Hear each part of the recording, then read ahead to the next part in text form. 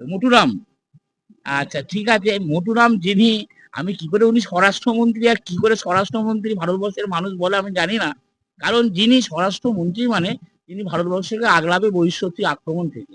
আমরা পাহেলগামে দেখছি সহজেই পাকিস্তান থেকে সন্ত্রাসবাদী ঢুকে গিয়ে ভারতবর্ষের মানুষকে খুন করে চলে যায়।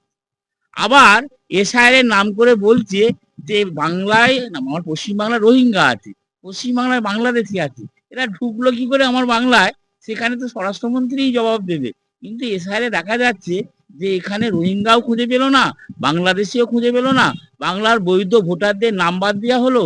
এবং সর্বোপরি আপনারা দেখছেন কলকাতা হাইকোর্টের বিচারপতির নাম বাদ, যে জীবিত তাকে মৃত ঘোষণা করা হচ্ছে। এবং এই যে এসআইআর হয়েছে সেখানে মুসলমানদের যে একটা হিউজ পরিমাণে বাদ দেওয়ার প্রবণতা তাদের মধ্যে ছিল, কিন্তু সেখানে দেখা যাচ্ছে প্রায় 67% হিন্দু ভাইয়ের ভোট বাদ গেছে। সেখানে খুব কম পার্সেন্ট, 33% কাছাকাছি মুসলমানদের নাম বাদ গেছে। এ থেকে বোঝা যায় কারা সনাতনী আর কারা সনাতনী নয়।